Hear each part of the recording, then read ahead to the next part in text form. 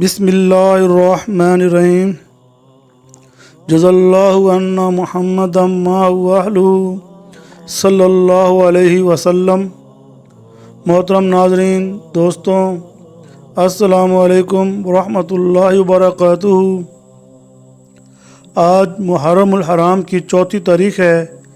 یہ وہ دن ہے جب تاریخ انسانیت کا سب سے عظیم، سب سے کٹھن اور سب سے بے مثل معرکہ اپنی اگلی منزلوں کی طرف بڑھ رہا ہے۔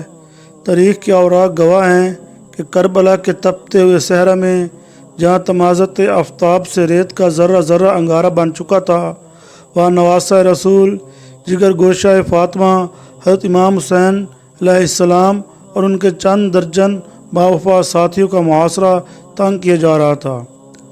محترم ناظرین کرام، آج سے روزانہ کی بنیاد پر کربلا میں جو کچھ ہوا سب بیان کیا جائے گا، اس لیے عقیل اسلامک ڈیسک چینل کو سبسکرائب کرنا مت بھولیے گا۔ یزیدی لشکر کی تعداد ہزاروں میں پہنچ چکی تھی اور اس عظیم حسینی قافلے پر، جس میں معصوم بچے اور پردہ نشین خواتین بھی شامل تھیں، زمین تنگ کی جا رہی تھی۔ ظلم، جبر اور دنیاوی طاقت کا ہر حربہ استعمال کیا جا رہا تھا، اور مقصد کیا تھا؟ مقصد صرف یہ تھا کہ کسی طرح امام عالی مقام سے جدید وقت کی بیعت لی جائے۔ جدیدی حکومت چاہتی تھی کہ امام حسین علیہ السلام اپنے ہاتھ جدید کے ہاتھ میں دے دیں، تاکہ جدید کے ظلم، اس کی بدعنوانیوں، اس کے عیاشیوں اور اس کی غیر اسلامی طرز حکومت پر مہر تصدیق لگ جائے۔ معزز ناظرین، دنیاوی طاقت، حکومت کا رعب، موت کا خوف اور لالچ کی تمام دیواریں امام حسین علیہ السلام کے سامنے کھڑی کر دی گئیں، لیکن قربان جائیے حسینی عزم کی بلندی پر جگر گوشہ رسول صلی اللہ علیہ وآلہ وسلم نے ان کٹھن حالات میں بھی اس باطل طاقت کے سامنے سر جھکانے سے انکار کر دیا۔ امام علی مقام نے کائنات کے سامنے وہ تاریخی جملہ ارشاد فرمایا جو قیامت تک آنے والے ہر حریت پسند کے لیے مشعل راہ بن گیا۔ آپ نے فرمایا، مجھ جیسا یزید کی بیعت کیسے کر سکتا ہے؟ محترم بھائیوں اور بہنوں، غور کیجئے، امام حسین رضی اللہ تعالیٰ عنہ نے یہ نہیں فرمایا کہ میں یزید کی بیعت نہیں کروں گا، بلکہ فرمایا مجھ جیسا یزید، جیسے کہ یہ ایک عالمگیر اور ابدی قانون ہے۔ مجھ جیسا سے مراد ہر وہ انسان ہے جو خدا پرست ہو، جو حق اور سچائی پر یقین رکھتا ہو، جس کے اندر غیرت، ایمان اور انسانیت زندہ ہو۔ یزید جیسے سے مراد ہر وہ شخص، نظام یا قوت ہے جو ظالم ہو، جابر ہو، غاصب ہو اور ناانصافی کی علامت ہو۔ اس ایک جملے سے امام حسین رضی اللہ تعالیٰ عنہ نے واضح کر دیا کہ حق اور باطل کے درمیان کبھی سمجھوتا نہیں ہو سکتا۔ کسی نے کیا خوب کہا تھا، سرداد نداد دست در دست جدید، حقہ کے بنا لا الہ الا حسین است۔ ناظرین گرامی، یہ محض سال 61 ہجری کا ایک واقعہ نہیں ہے، یہ ایک زندہ جاوید فلسفہ ہے۔ یزیدیت اور حسینیت صرف 2 تاریخی کرداروں کے نام نہیں، بلکہ یہ 2 سوچیں ہیں، 2 نظریات ہیں جو آج بھی ہمارے معاشرے میں موجود ہیں۔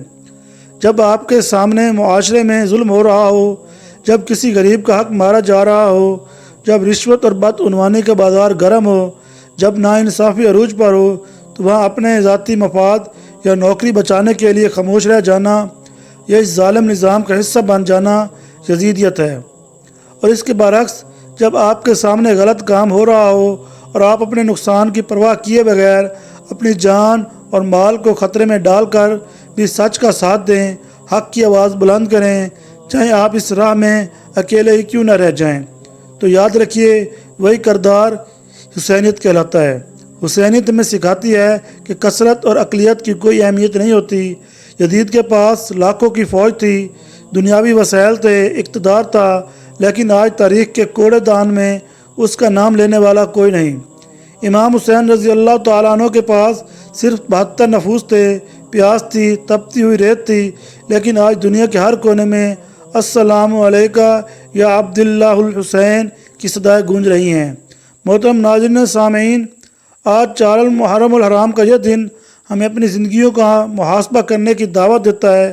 یہ دن ہمیں پکار کر کہہ رہا ہے کہ زندگی میں کتنے ہی حالات کٹھن کیوں نہ آئیں، مشکلات کے پہاڑ کیوں نہ ٹوٹ پڑیں، اپنے اصولوں، اپنی اخلاقیات اور اپنی سچائی پر کبھی سمجھوتا مت کیجیے۔ عارضی فائدے کے لیے باطل کے سامنے گھٹنے ٹیکنا حسینی مٹی کا شیوا نہیں ہے۔